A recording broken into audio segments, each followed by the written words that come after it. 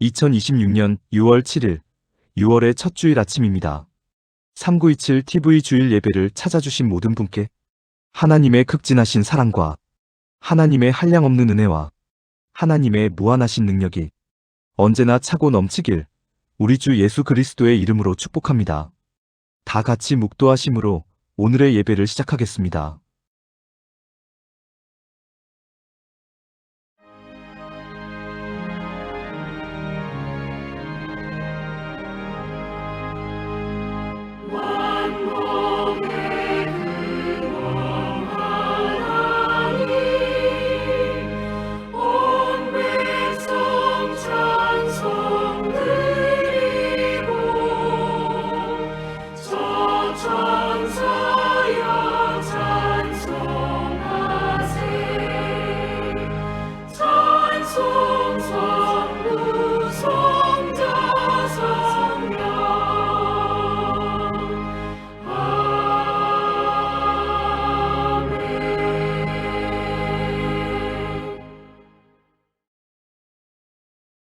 우리 함께 한 목소리로 찬송하겠습니다. 함께 부르실 찬송은 찬송가 21장 다 찬양하여라입니다.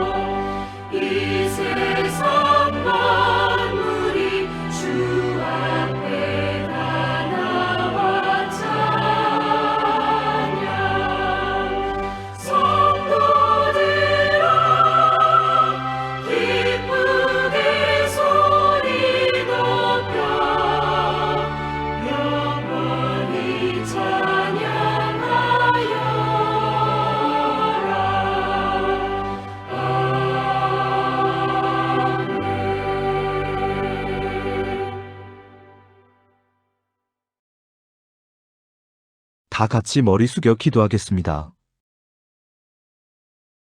사랑과 은혜와 능력이 차고 넘치는 하나님 아버지.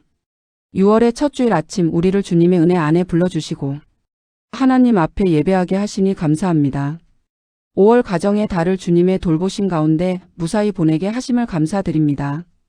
부모와 자녀, 부부와 형제 자매, 그리고 우리에게 허락하신 모든 가족의 소중함을 다시 생각하게 하시고 부족한 가운데서도 서로를 이해하고 품을 수 있도록 은혜를 베풀어 주심에 감사합니다. 때로는 마음을 다 표현하지 못하고 사랑한다고 말하지 못한 날들도 있었지만 하나님께서 우리의 가정과 삶을 붙들어 주셨기에 오늘까지 올 수 있었음을 고백합니다. 하나님 아버지, 이제 6월 한 달을 시작합니다. 이 한 달도 우리의 생각과 계획만을 의지하지 않게 하시고 하나님의 선하신 인도하심과 보호하심 아래 살아가게 하시옵소서. 날마다 우리의 마음을 말씀 앞에 비추어 보게 하시고 죄와 타협하지 않게 하시며 죄와 싸워 이기는 믿음과 용기를 허락하여 주시옵소서. 우리 안에 있는 욕심과 미움과 교만과 불평을 내려놓게 하시고 말과 행동 속에서 하나님의 뜻을 따르는 삶을 살아가게 하시옵소서. 작은 유혹 앞에서도 흔들리지 않게 하시고 보이지 않는 자리에서도 정직하게 하시며 하나님께서 기뻐하시는 길을 선택할 수 있도록 우리의 마음을 붙들어 주시옵소서. 하나님, 본격적인 더위가 시작되는 계절입니다. 무더위 가운데 우리의 몸과 마음이 지치지 않도록 지켜주시고 하루하루를 감당할 새 힘을 허락하여 주시옵소서. 일터에서 수고하는 이들, 가정에서 가족을 돌보는 이들, 배움의 자리에서 애쓰는 이들 모두에게 건강과 평안을 더하여 주시옵소서. 특별히 더위에 약한 어르신들과 어린아이들, 병중에 있는 이들을 주님의 손으로 보호하여 주시고 몸이 약한 이들이 무리하지 않고 잘 이겨낼 수 있도록 도와주시옵소서. 또한 6월 중 장마철이 시작될 때 많은 비와 습한 날씨로 인해 어려움이 생기지 않도록 지켜주시고 침수와 사고와 재해로부터 우리의 가정과 삶의 자리를 안전하게 보호하여 주시옵소서. 하나님 아버지, 우리 각자의 삶에는 말하지 못한 짐과 염려가 있습니다. 건강의 문제로 마음이 무거운 이들이 있고 물질의 문제로 앞날을 걱정하는 이들이 있으며 관계의 문제로 상처받고 아파하는 이들도 있습니다.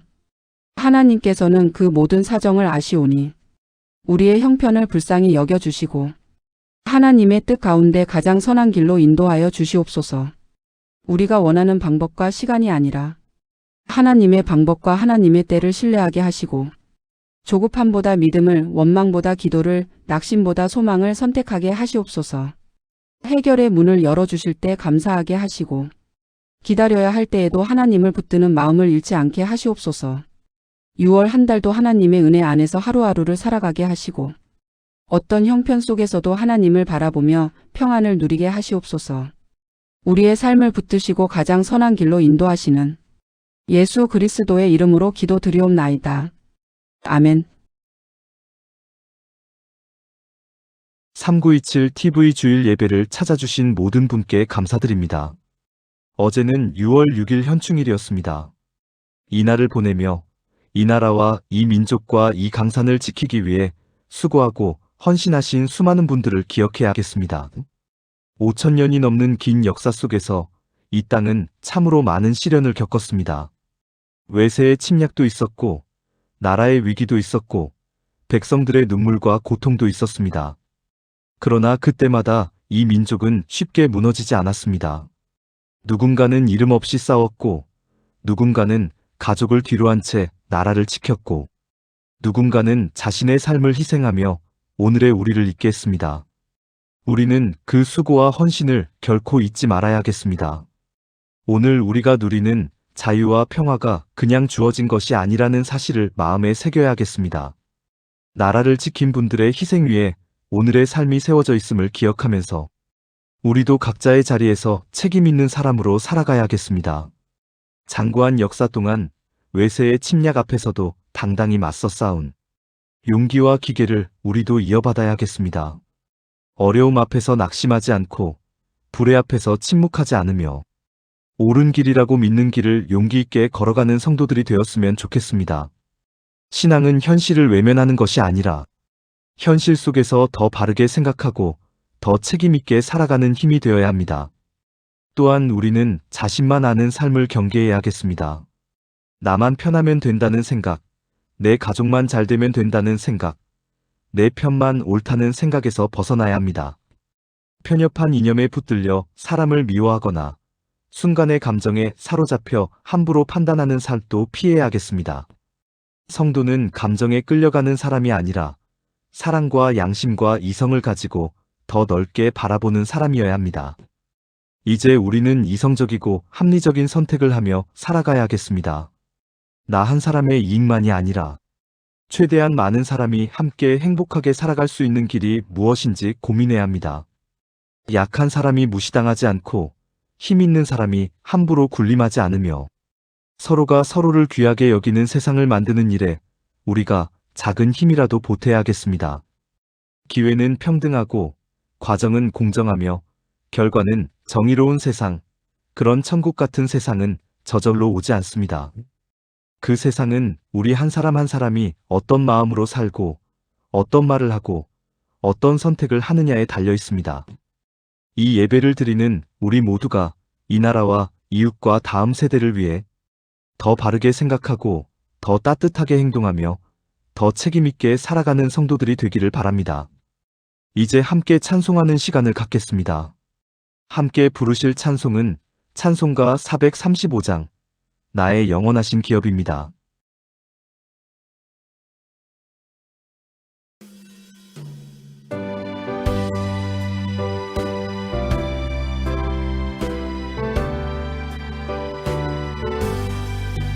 나의 영원하신 기업 생명보다 귀하다. 나의 갈 길 다가도록 나와 동행하소서. 주께로 가까이 주께로 가오니 나의 갈 길 다가도록 나와 동행하소서. 세상 복이 아니란다 모든 병해버리고 험한 길을 가는 동안 나와 동행하소서. 주께로 가까이 주께로 가오니 나의 갈 길 다가도록 나와 동행하소서.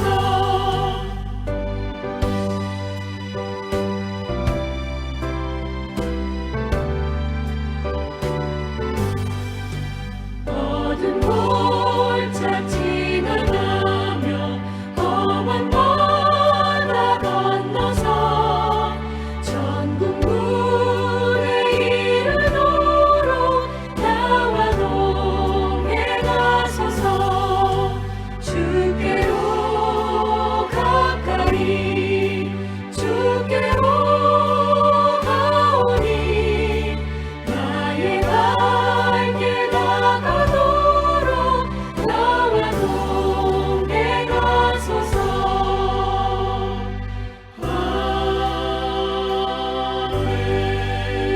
아멘. 오늘 하나님께서 우리에게 주신 말씀은 요한복음 8장 12절로 30절입니다. 다 같이 한 목소리로 합독하겠습니다. 예수께서 또 말씀하여 이르시되 나는 세상의 빛이니 나를 따르는 자는 어둠에 다니지 아니하고 생명의 빛을 얻으리라. 바리새인들이 이르되 내가 너를 위하여 증언하니 내 증언은 참되지 아니하도다.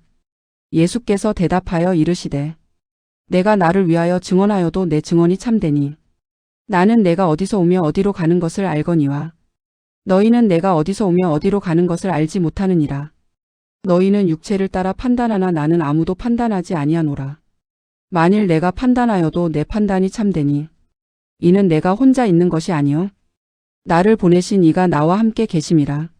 너희 율법에도 두 사람의 증언이 참되다 기록되었으니 내가 나를 위하여 증언하는 자가 되고 나를 보내신 아버지도 나를 위하여 증언하시느니라. 이에 그들이 묻되 내 아버지가 어디 있느냐? 예수께서 대답하시되 너희는 나를 알지 못하고 내 아버지도 알지 못하는도다. 나를 알았더라면 내 아버지도 알았으리라. 이 말씀은 성전에서 가르치실 때에 헌금함 앞에서 하셨으나 잡는 사람이 없으니 이는 그의 때가 아직 이르지 아니하였음이로라. 다시 이르시되 내가 가리니 너희가 나를 찾다가 너희 죄 가운데서 죽겠고 내가 가는 곳에는 너희가 오지 못하리라. 유대인들이 이르되 그가 말하기를 내가 가는 곳에는 너희가 오지 못하리라 하니 그가 자결하려는가. 예수께서 이르시되 너희는 아래에서 났고 나는 위에서 났으며 너희는 이 세상에 속하였고 나는 이 세상에 속하지 아니하였느니라. 그러므로 내가 너희에게 말하기를 너희가 너희 죄 가운데서 죽으리라 하였노라. 너희가 만일 내가 그인 줄 믿지 아니하면 너희 죄 가운데서 죽으리라. 그들이 말하되 내가 누구냐. 예수께서 이르시되 나는 처음부터 너희에게 말하여 온 자니라. 내가 너희에게 대하여 말하고 판단할 것이 많으나 나를 보내신 이가 참되심에 내가 그에게 들은 그것을 세상에 말하노라 하시되 그들은 아버지를 가리켜 말씀하신 줄을 깨닫지 못하더라. 이에 예수께서 이르시되 너희가 인자를 든 후에 내가 그인 줄을 알고 또 내가 스스로 아무것도 하지 아니하고 오직 아버지께서 가르치신 대로 이런 것을 말하는 줄도 알리라. 나를 보내신 이가 나와 함께 하시도다. 나는 항상 그가 기뻐하시는 일을 행함으로 나를 혼자 두지 아니하셨느니라. 이 말씀을 하심에 많은 사람이 믿더라. 아멘. 오늘은 요한복음 8장 12절로 30절의 본문을 근거로 해서 나를 따르는 자는 생명의 빛을 얻으리라라는 제목으로 말씀을 나누려고 합니다. 그런데 오늘 본문이 어떤 의미를 담고 있는지 바르게 이해하기 위해서는 지난주 살펴보았던 내용을 잠깐 말씀드리지 않을 수 없습니다. 왜 예수님께서 자신을 세상의 빛이라고 말씀하셨는지 그 이유를 바르게 알기 위해서는 지난주 살펴보았던 내용을 잠깐 말씀드리지 않을 수 없습니다. 지난주 내용은 서기관들과 바리새인들이 예수님을 함정에 빠뜨릴 목적으로 예수님을 시험하기 위해 가늠하다가 현장에서 붙들린 여자를 데리고 와서 어찌해야 좋은지를 묻는 장면으로 시작했습니다. 율법에 따르면 가늠한 여자는 돌로 치라라고 되어 있는데 진짜 그리해야 하는 것인지를 묻는 장면으로 시작했습니다. 물론 이 질문은 이미 말씀드린 대로 예수님을 시험하려는 질문이었지 순수한 의미의 질문이 아니었습니다. 이 질문에 대해 예수님께서는 뭐라고 대답하셨습니까? 너희 중에 죄 없는 자가 먼저 돌로 치라라고 대답하셨습니다. 그런데 바리새인과 서기관들은 바로 이 돌로 치라라는 예수님의 대답을 간절히 기다리고 있었습니다. 왜냐하면 돌로 치라라는 대답이 나오는 순간 예수님은 사람들을 미혹하는 자에 불과하다고 예수님을 고발할 수 있는 근거가 마련되기 때문입니다. 하지만 저들의 속을 꿰뚫어 보시는 예수님은 너희 중에 죄 없는 자가라는 조건을 붙이시면서 저들의 시험을 통쾌하게 물리치셨습니다. 저들이 이 문제를 가지고 더 이상 예수님께 따질 수 없도록 만드셨습니다. 그런데 아주 재미있는 사실은 너희 중에 죄 없는 자가 먼저 돌로 치라라고 예수님께서 말씀하셨는데 실제로 가늠한 여자를 돌로 치는 사람은 단 한 사람도 없었다는 사실입니다. 아무도 그녀에게 돌을 던지지 않았고 각자 자신들의 집으로 돌아갔다는 사실입니다. 그때 성경의 기록이 요한복음 8장 9절 그들이 이 말씀을 듣고 양심의 가책을 느껴 어른으로 시작하여 젊은이까지 하나씩 나가고 오직 예수와 그 가운데 섰는 여자만 남았더라라는 기록입니다. 그렇습니다. 모든 사람은 아무 말 없이 각자의 집으로 돌아갔고 결국 예수님과 여자만 남았습니다. 그런데 성경은 사람들이 각자의 집으로 돌아간 이유를 그들이 이 말씀을 듣고 양심의 가책을 느껴라고 표현하고 있습니다. 이런 표현을 접하면 우리는 은연중에 역시 이스라엘 백성들은 뭐가 달라도 달라 라고 생각합니다. 하나님께서 괜히 이스라엘을 택한 게 아니야. 이렇게 바른 양심을 가지고 있으니 택한 거지 라고 감탄합니다. 그러면서 이스라엘 사람들은 죄가 무엇인지 아는 사람들이었다고 생각하곤 합니다. 물론 그들은 죄가 무엇인지 알고 있습니다. 그러나 그들이 알고 있는 죄는 사람의 잘못된 행위를 의미하는 죄일 뿐입니다. 사람의 그릇된 행위를 의미하는 죄일 뿐입니다. 사람의 모든 문제와 모든 불행을 일으키는 근원적인 죄, 즉 하나님을 부인하고 하나님을 떠나 죄의 기준으로 살아가는 죄에 대해서 아는 것이 아닙니다. 따라서 양심의 가책을 느껴 각자의 집으로 돌아갔다고 해서 그들이 죄와 무관한 의인이 될 수는 없습니다. 사실 양심과 죄로부터의 해방은 아무 관련이 없습니다. 사실 지난 잘못에 대한 반성과 죄로부터의 해방은 아무 관련이 없습니다. 여러분께 여쭈어 보겠습니다. 여러분은 양심이 있습니까? 양심이 없습니까? 양심이 있습니다. 지금도 하나님을 믿지 않고 죄의 원리로 살아가는 세상 속 수많은 사람들은 양심이 있습니까? 양심이 없습니까? 양심이 있습니다. 기독교인만 양심을 가지고 있는 게 아니라 세상 모든 사람이 양심을 가지고 있습니다. 그렇다면 세상 모든 사람이 가지고 있는 양심은 무엇에 근거한 것일까요? 그것은 죄인된 사람들이 어떻게든 죄인 스스로 세상을 꾸려나가기 위해 만든 제도나 법률이나 규칙이나 관습이나 전통이나 윤리 등을 근거로 하고 있습니다. 이런 제도나 법률이나 규칙이나 관습이나 전통이나 윤리가 무엇이 옳고 무엇이 그른지를 정해놓았기 때문에 이것에 따라 사람들은 양심의 가책을 받게 되는 것입니다. 즉 사람의 양심은 하나님을 근거로 한 것이 아니라는 말씀입니다. 따라서 그들이 이 말씀을 듣고 양심의 가책을 느껴라는 표현은 하나님과는 절대로 전혀 결코 아무 상관이 없는 표현입니다. 한 발 더 들어가 보겠습니다. 사람들은 죄 없는 자가 먼저라는 예수님의 말씀에 자신을 돌아보게 되었고, 자신이 저질렀던 이전의 잘못된 행위, 이전의 그릇된 행위로 말미암아 양심의 가책을 느껴 각자의 집으로 돌아갔습니다. 이렇게 양심의 가책을 느껴 집으로 돌아간 사람들은 다시는 그릇된 잘못을 저지르지 않을까요? 또 저지를까요? 또 저지릅니다. 양심은 언제나 그때뿐입니다. 즉 양심은 사람이 바르고 행복하게 살아가는 데 있어서 결코 근본적인 해결책이 될 수는 없습니다. 예를 들어 학교에서 어떤 학생이 담배를 피우다가 선생님께 붙들렸습니다. 학생은 양심의 가책을 느낍니까? 느끼지 않습니까? 양심의 가책을 느낍니다. 학교에서는 절대로 담배를 피워서는 안 된다는 규칙, 청소년의 몸에 담배는 절대적으로 해롭다는 공통된 인식, 청소년에게 담배를 팔아서는 절대로 안 된다는 규칙 등에 근거하여 담배를 피운 학생은 자신의 행위에 문제가 있었다는 것을 알고 양심의 가책을 느낍니다. 그래서 선생님이 쓰라는 반성문도 써냅니다. 그런데 이런 학생이 담배를 또 피웁니까? 피우지 않습니까? 대부분 또 피웁니다. 한때는 양심의 가책을 느껴서 다시는 이런 일을 반복하지 않겠다고 스스로 결심하고 반성문도 쓰지만 그리 오래가지 않습니다. 이것이 양심이 가지고 있는 한계입니다. 이것이 반성이 가지고 있는 한계입니다. 양심의 가책을 느꼈다고 해서 반성을 하고 반성문을 썼다고 해서 사람이 근본적으로 달라지는 일은 거의 일어나지 않습니다. 그렇다면 그들이 이 말씀을 듣고 양심의 가책을 느껴라는 표현을 통해 성경이 궁극적으로 보여주고자 하는 것은 무엇일까요?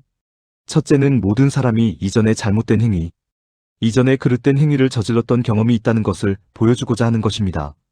어른으로 시작하여 젊은이까지 잘못된 행위, 그릇된 행위를 저지르지 않았던 사람은 단 한 사람도 없다는 것을 보여주고자 하는 것입니다. 둘째는 양심은 자체의 한계를 가지고 있기 때문에, 반성은 자체의 한계를 가지고 있기 때문에 이들은 다시 또 잘못된 행위, 그릇된 행위를 반복할 사람들이라는 것을 보여주고자 하는 것입니다. 예수님이 계신 현장에서는 양심의 가책을 느끼기는 했으나 그 순간에 불과할 뿐 다시 또 그릇된 잘못을 저지를 사람이라는 것을 보여주고자 하는 것입니다. 어른으로 시작하여 젊은이까지 온전하게 살아갈 사람은 아무도 없다는 것을 보여주고자 하는 것입니다. 즉 그들이 이 말씀을 듣고 양심의 가책을 느껴 어른으로 시작하여 젊은이까지 하나씩 나가고 오직 예수와 그 가운데 섰는 여자만 남았더라라는 성경의 표현은 모든 사람이 죄인이며 죄인이 사는 세상은 어둠이 가득한 세상이라는 것을 보여주는 것입니다. 칠흑같이 캄캄한 세상이라는 것을 보여주는 것입니다. 무엇이 옳고 무엇이 그른지 제대로 분간도 하지 못하는 흑암 같은 세상이라는 것을 보여주는 것입니다. 그래서 예수님께서 하시는 말씀이 바로 요한복음 8장 12절 나는 세상의 빛이니라는 말씀입니다. 여쭈어 보겠습니다. 빛이 있어야 하는 곳이 환한 곳이어야 합니까? 어두운 곳이어야 합니까? 어두운 곳이어야 합니다. 아무리 강한 빛이라도 그 빛보다 더 강한 빛이 있으면 빛은 아무 소용이 없습니다. 그러나 아무리 약한 빛이라도 어두운 곳에서는 그 빛이 크게 빛나고 크게 소용이 될 수 있습니다. 따라서 나는 세상의 빛이니라는 예수님의 말씀은 지금의 이 세상은 매우 어두운 세상이라는 의미를 함축하고 있는 말씀입니다. 그런데 이 지점에서 꼭 한 가지 말씀드리고 넘어가야 하는 것이 있습니다. 그것은 요한복음의 특징에 관한 내용입니다. 다른 세 권의 복음서, 즉 마태복음, 마가복음, 누가복음과는 달리 요한복음만이 가지고 있는 몇 가지 특징이 있습니다. 그 중에 하나가 예수님께서 사람들에게 자신을 소개하고 자신을 가르칠 때 즐겨 쓰시는 나는 뭐뭐뭐이라라는 표현 방식입니다. 조금 전 나는 세상의 빛이니라는 말씀도 이런 표현 방식이고 얼마 전 살펴보았던 나는 생명의 떡이니라는 표현도 이런 표현 방식입니다. 또 앞으로도 나는 양의 문이라는 표현, 나는 선한 목자라는 표현, 나는 부활이라는 표현, 나는 길이라는 표현, 나는 포도나무라는 표현들이 줄줄이 등장하게 됩니다. 그런데 예수님은 왜 나는 뭐뭐뭐이라라는 비유적 방식으로 자신을 소개할까요? 그 이유는 아주 간단합니다. 예수님께서 이렇게 비유적인 방식으로 자신을 소개하는 이유는 사람들이 예수님의 말씀을 전혀 알아듣지 못하기 때문입니다. 나는 하나님의 아들이라고 해도 사람들은 알아듣지 못합니다. 나는 너희들을 죄에서 구원하기 위해 왔다고 해도 사람들은 알아듣지 못합니다. 나는 너희들에게 은혜를 줄 것이라고 해도 사람들은 알아듣지 못합니다. 그래서 비유의 방식을 통해 자신을 소개하고 자신을 가르치는 것입니다. 그러나 사실은 비유가 더 어려울 수 있습니다. 나는 세상의 빛이니라고 말씀하셨다고 해서 사람들이 빛의 의미를 이해할 수 있는 것이 아닙니다. 나는 생명의 떡이고, 나는 양의 문이고, 나는 선한 목자이고, 나는 부활이요 생명이고, 나는 길이요 진리이고, 나는 포도나무라고 비유적으로 말씀을 해도 사람들은 그 의미를 온전히 이해하지 못합니다. 그래서 이런 말씀이 등장하기 전에 배경이 되는 사건이 먼저 기록되어 있습니다. 오병이어 이적 사건을 일으키며 사람들의 먹을거리를 해결해 주신 다음에 나는 생명의 떡이니라는 말씀이 등장하는 것이고, 가늠한 여자의 이야기를 통해 세상은 암흑처럼 어두운 세상이라는 것을 알려주신 다음에 나는 세상의 빛이니라는 말씀이 등장하는 것입니다. 여기서 돌발 퀴즈 하나를 내보겠습니다. 요한복음 11장에 보면 죽었던 나사로를 살리시는 장면이 기록되어 있습니다.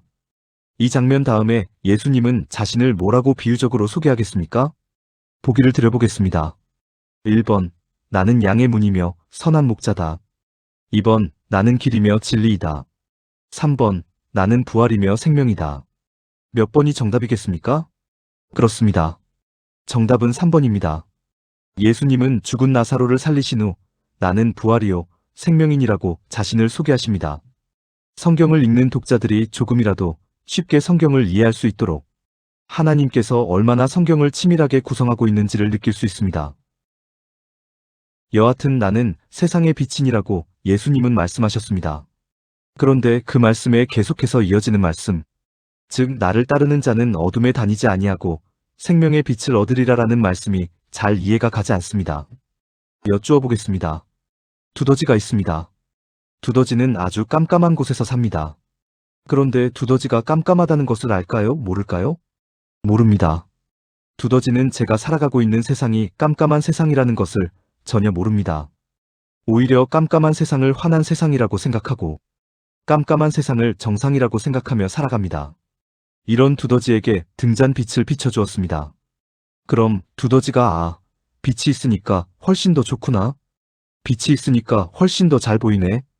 이렇게 감탄할까요? 감탄하지 않을까요? 감탄하지 않습니다. 깜깜한 세상을 정상이라고 생각하는 두더지에게 빛은 오히려 비정상입니다. 빛은 오히려 더 황당한 것이며, 빛은 더 어이없는 것이며, 빛은 더 불편한 것입니다.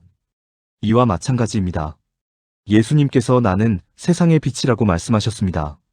칠흑같이 어두운 세상, 암흑같이 어두운 세상의 빛이라고 말씀하셨습니다. 그런데 칠흑같이 어두운 세상, 암흑같이 어두운 세상에 사는 사람들은 자신이 사는 세상이 어둡다고 생각합니까? 어둡지 않다고 생각합니까? 어둡지 않다고 생각합니다. 오히려 빛을 이상하다고 생각하고 빛을 불편하다고 생각합니다. 이렇게 생각하는 사람들이 빛인 예수님을 자발적으로 따르는 일이 일어나겠습니까? 일어나지 않겠습니까? 일어나지 않습니다. 어둠에 익숙한 사람들, 자신이 살아가는 세상이 가장 환하다고 생각하는 사람들이 자발적으로 빛을 따르는 일은 절대로 일어나지 않습니다. 그런데 예수님은 나를 따르는 자는 어둠에 다니지 아니하고 생명의 빛을 얻으리라라고 말씀하십니다. 예수님을 따르는 자가 있을 수가 없는데 그런 자들은 생명의 빛을 얻는다고 말씀하십니다. 그래서 여쭈어 보겠습니다. 예수님의 이 말씀이 오직 자신을 따르는 자들에게만 빛을 주시겠다고 조건을 다는 말씀이겠습니까? 아니면 모든 사람에게 빛을 주어 어둠에 다니지 않도록 만들어 주시겠다는 선언의 말씀이겠습니까? 전자입니까? 후자입니까? 후자입니다. 지금 예수님은 모든 사람에게 생명의 빛을 비춰주시겠다고 선언하고 있는 것입니다. 모든 사람이 어둠 속에서 헤매지 않도록 해주시겠다고 선언하고 있는 것입니다. 예수님께서 십자가를 지시고 십자가 위에서 죽으시고 사흘 만에 부활하시면 모든 사람이 죄에서 해방되어 밝은 세상을 살아갈 수 있게 될 것이라고 말씀하시는 것입니다. 그동안은 양심이 사람들의 마음을 주관하였지만 이제는 성령이 사람들의 마음을 주관하게 됨으로써 잘못된 행위, 그릇된 행위를 다시는 반복하지 않도록 도우시겠다고 선언하는 말씀이 되는 것입니다. 그런데 예수님의 이런 말씀, 이런 선언을 아주 싫어하는 사람들이 있습니다. 그 사람들이 누구겠습니까? 그 사람들은 바로 유대교 지도자들과 기득권 계층들입니다. 그래서 나는 세상의 빛이니 나를 따르는 자는 어둠에 다니지 아니하고 생명의 빛을 얻으리라라는 예수님의 이 말씀에 대해 바리새인들은 요한복음 8장 13절 네가 너를 위하여 증언하니 내 증언은 참되지 아니하도다라는 말로 받으며 발끈합니다. 표현의 겉만을 보면 스스로 자신을 빛이라고 소개하는 예수님의 말씀이 다분히 과장된 말씀으로 참으로 황당하고 참으로 어이없다는 반응입니다. 그런데 이것은 충분히 일리가 있는 반응입니다. 오래전 TV에서 한 예능 프로그램을 보는데 인천의 한 학생이 출연했습니다. 그 학생은 안녕하세요? 저는 인천에서 온 천재 소녀 김모모입니다라고 자신을 소개했습니다. 그때 패널들의 표정이 장난이 아니었습니다. 그 중에 한 사람은 정말로 노골적으로 어이없다는 표정을 지었습니다. 자기의 입으로 자신을 천재라고 소개하는 것은 참으로 드문 일이기 때문입니다. 실제로 천재인 사람은 나는 천재야라고 자신을 잘 드러내지 않기 때문입니다. 따라서 자기를 천재 소녀라고 소개한 학생의 말을 그대로 받아들이기는 정말로 어렵습니다. 그 학생의 부모든, 그 학생의 선생님이든, 그 학생의 친구든, 누군가의 증언이 있어야만 그 학생의 말을 믿을 수 있게 됩니다. 지금 바리새인들의 경우가 딱 이런 경우입니다. 어이 예수 양반. 당신은 지금 자기 입으로 자기를 세상의 빛이라고 말하는데 조금 민망하지 않아? 조금 부끄럽지 않아? 어떻게 자기 입으로 자신을 그렇게 과장해서 소개할 수 있지? 당신이 한 말, 즉 당신이 세상의 빛이라는 말에 증언해줄 사람은 있어? 만약 없으면 당신은 허풍쟁이야. 당신은 세상을 미혹하기 위해 없는 말도 지어내는 거짓말쟁이야. 이렇게 말하는 것입니다. 그런데 네가 너를 위하여 증언하니 내 증언은 참되지 아니하도다라는 바리새인들의 말이 이런 의미만을 담고 있는 것은 아닙니다. 이 말에는 속뜻이 따로 있습니다. 그 속뜻은 우리에게는 빛이 필요하지 않다는 것입니다. 어이 예수 양반. 당신이 빛이라고 하고 우리에게 빛을 비춰준다고 하는데 우리에게는 빛이 전혀 필요하지 않네. 이렇게 바리새인들은 말하고 있는 것입니다. 바리새인들이 왜 이렇게 말하겠습니까? 그 이유는 아주 간단합니다.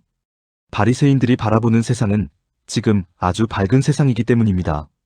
유대교의 원리가 지배하는 사회 구조 속에서 그들은 아주 풍요롭고 아주 만족한 삶을 살아가고 있기 때문에 그들의 세상은 결코 어두운 세상이 아닙니다.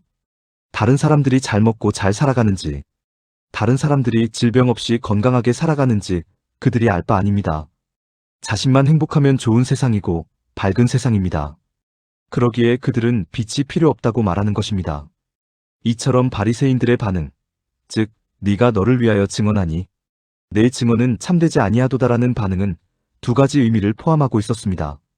하나는 표면적인 의미로 네가 스스로 증언하는 것은 믿을 수 없다는 것이었고, 내면적인 의미는 우리에게는 빛이 필요 없다, 즉 당신 같은 존재는 필요 없다는 의미였습니다.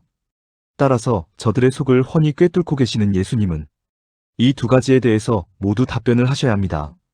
예수님은 우선 바리새인들이 발끈했던 표면적인 이유에 대해 반론을 펼치십니다. 바리새인들은 예수님 자신이 자신을 증언하기에 참되지 아니하다고 주장하였으나 예수님은 이 주장이 자신만의 주장이 절대로 아니라고 말씀하십니다. 너희들이 그렇게 좋아하고 너희들이 그렇게 따르는 율법에 보면 두 사람의 증언은 참되다고 기록하고 있는데 나의 증언은 나만의 주장이 아니라 나를 보내신 하나님의 증언도 되기에 결코 거짓이 없다고 말씀하십니다. 나의 주장은 모두 참이라고 말씀하시는 것입니다. 그런데 예수님께서 이런 말씀을 하신 것은 이번이 처음이 아닙니다. 이미 하신 적이 있었습니다. 요한복음 5장 30절로 47절에 보면 예수를 믿게 하는 증언이라는 소제목이 붙여진 내용이 있습니다. 이 내용에서 예수님은 자신의 존재는 하나님의 증언과 세례 요한의 증언과 성경의 증언과 예수님께서 행해 보이신 이적으로 인하여 이미 확증되었다고 말씀하신 적이 있었습니다. 지금 바리새인들은 그 말씀을 모두 까먹은 상태에서 예수님께 또 트집을 잡았던 것이고 예수님은 이 트집을 거뜬히 물리쳐내시는 것입니다. 이처럼 예수님은 바리새인들이 보인 표면적인 반응에 대해 아주 멋지게 대응하셨습니다. 이번에는 바리새인들이 보인 내면적인 반응, 즉 우리가 사는 세상은 환한 세상이기에 빛이 필요치 않다는 반응에 대해 예수님께서 대응하실 차례입니다.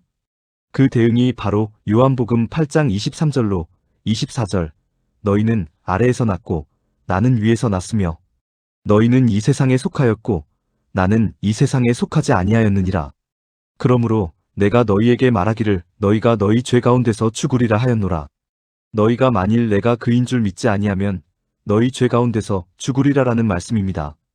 바리새인들을 포함해서 사람이란 존재가 도대체 어떤 존재인지 그 정체성을 명백히 밝혀주시는 예수님의 말씀입니다. 예수님의 말씀을 요약하면 사람은 아래에서 났고 사람은 이 세상에 속하였고 사람은 죄 가운데서 죽으리라라는 내용입니다. 죄 아래에서 났고 죄의 세상에서 살다가 죄인으로 죽게 된다는 말씀입니다. 한번 여쭈어 보겠습니다. 이 말씀을 들으시니까 떠오르는 성경 내용이 있지 않으십니까? 저는 창세기 5장 아담의 계보가 떠오릅니다. 한 구절만 읽어드리겠습니다. 창세기 5장 35절로 37절. 아담은 130세에 자기의 모양 곧 자기의 형상과 같은 아들을 낳아 이름을 셋이라 하였고 아담은 셋을 낳은 후 800년을 지내며 자녀들을 낳았으며 그는 930세를 살고 죽었더라라고 기록하고 있습니다. 즉 아담 이후 모든 사람은 죄인으로 태어나 죄인의 씨를 뿌리며 죄인으로 살다가 결국 죄인으로 죽게 된다는 의미입니다. 예수님도 지금 같은 말씀을 하시는 것입니다. 유대교 아래에서 온갖 풍요를 누리며 살아가는 바리새인 너희들은 지금의 이 세상이 밝은 줄로 생각하고 살아가고 있지만 그것은 착각이라는 것입니다. 너희들을 포함하여 모든 사람은 죄 아래에서 났고 죄의 세상에서 살다가 죄인으로 죽게 된다고 말씀하시는 것입니다. 모든 사람은 죄인들이기에 이 세상은 칠흑처럼 어두운 세상이고 어둠은 스스로 어둡다는 것조차 인지할 수 없기에 나 예수가 그 어두운 세상에 빛을 주기 위해서 빛으로 왔다고 말씀하시는 것입니다.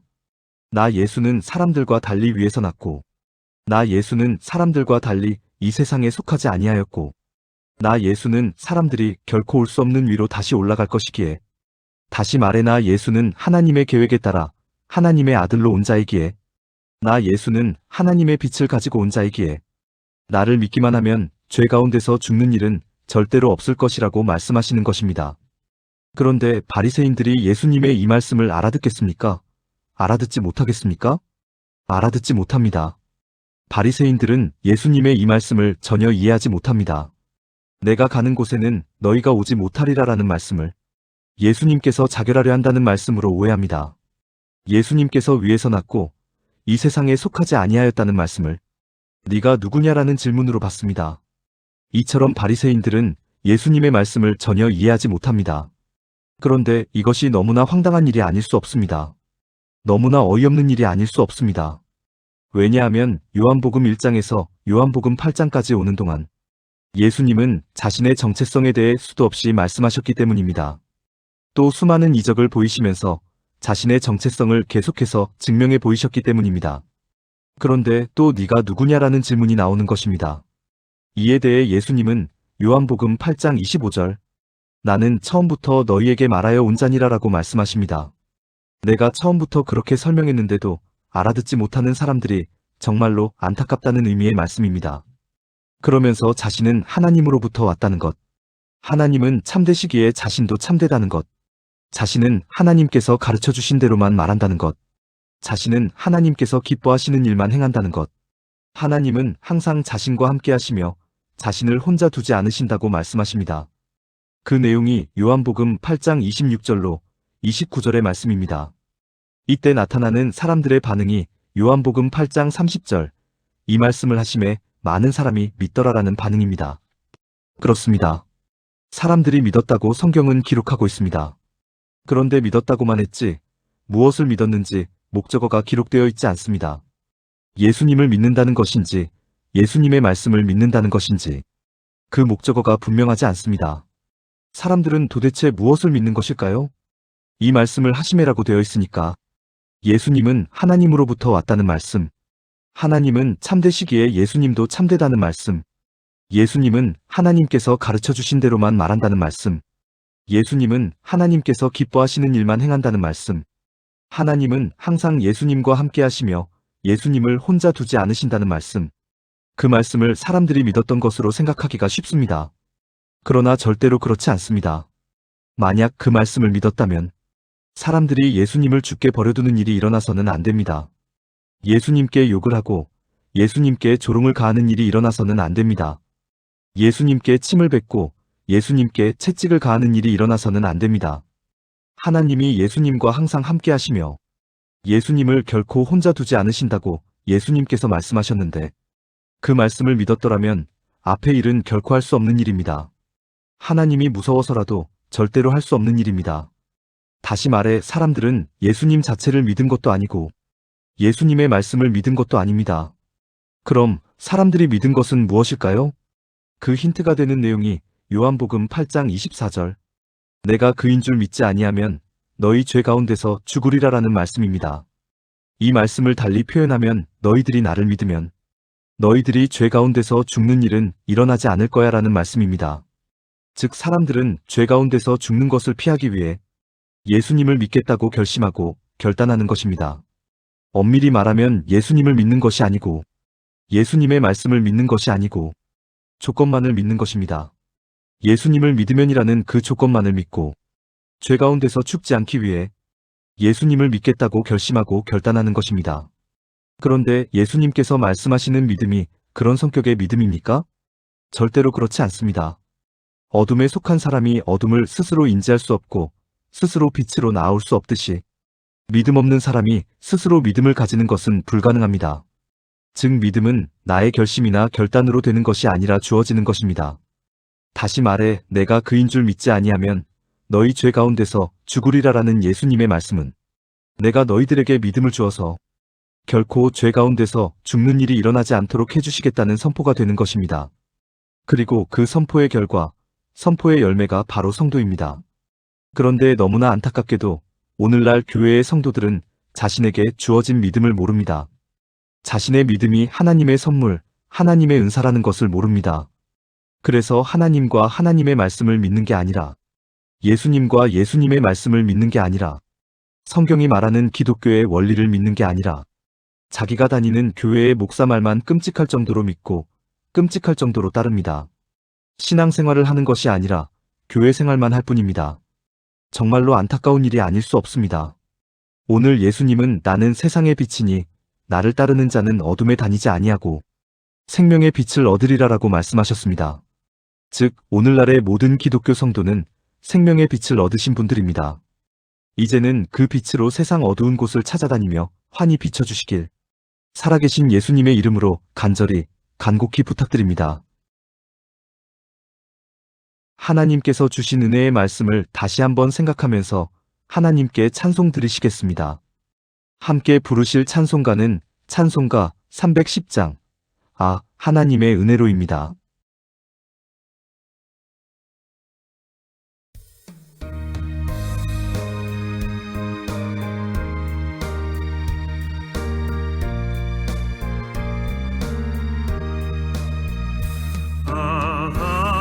하나님의 은혜로 이 쓸데없는 자 왜 구속하여 주는지 난 알 수 없도다.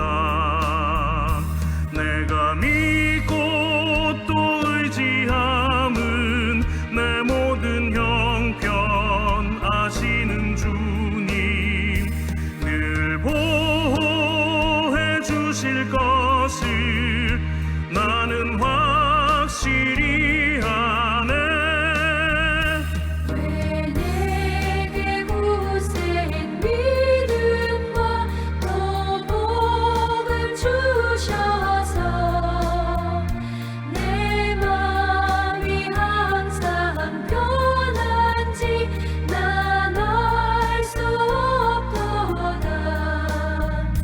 내가 믿고 또 의지함은 내 모든 형편 아시는 주님 늘 보호해 주실 것을 나는 확실히 아네.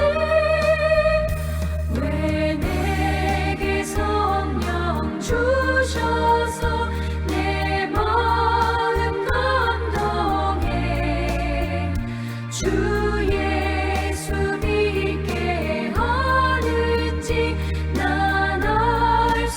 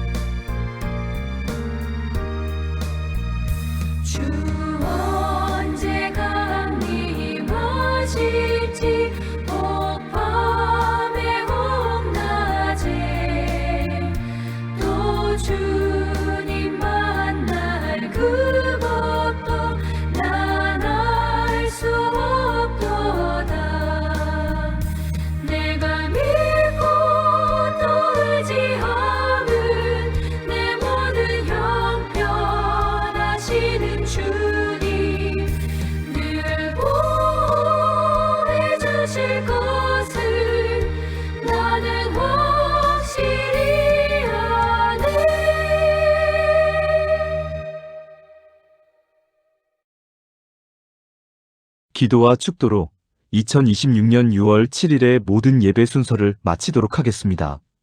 죄 아래에서 났고 죄의 세상에서 살다가 죄인으로 죽게 될 우리였음을 고백합니다. 칠흑처럼 어두운 세상에서 어둡다는 것조차 인지할 수 없던 우리였음을 고백합니다. 이런 우리를 빛의 세상으로 나오게 하신 우리 주 예수 그리스도를 찬양합니다. 사람들과 달리 위에서 났고 사람들과 달리 이 세상에 속하지 아니하였고 사람들과 달리 죽음을 맞이하지 아니하신 우리 주 예수 그리스도를 찬양합니다. 하나님의 계획에 따라 하나님의 빛을 가지고 하나님의 아들로 오신 우리 주 예수 그리스도를 찬양합니다. 그 생명의 빛으로 말미암아 우리가 성도가 되었으니 성도라는 이름에 합당한 삶 살아갈 수 있도록 도와주시옵소서. 이제는 천지 만물을 창조하시고 그 천지 만물을 다스리는 자로 사람을 세우신 성부 하나님의 한량없는 은혜와 죄의 사슬에 묶여 헤어날 수 없는 사람을 십자가 죽음으로 구원하신 성자 예수 그리스도의 극진하신 사랑과 우리가 언제나 온전한 길, 형통한 길, 의로운 길, 행복한 길을 걸어갈 수 있도록 보호하시고 인도하시는 성령님의 무한하신 능력이 하나님의 모든 백성 위에 영원토록 함께 하시길 간절히 축원하옵나이다. 아멘.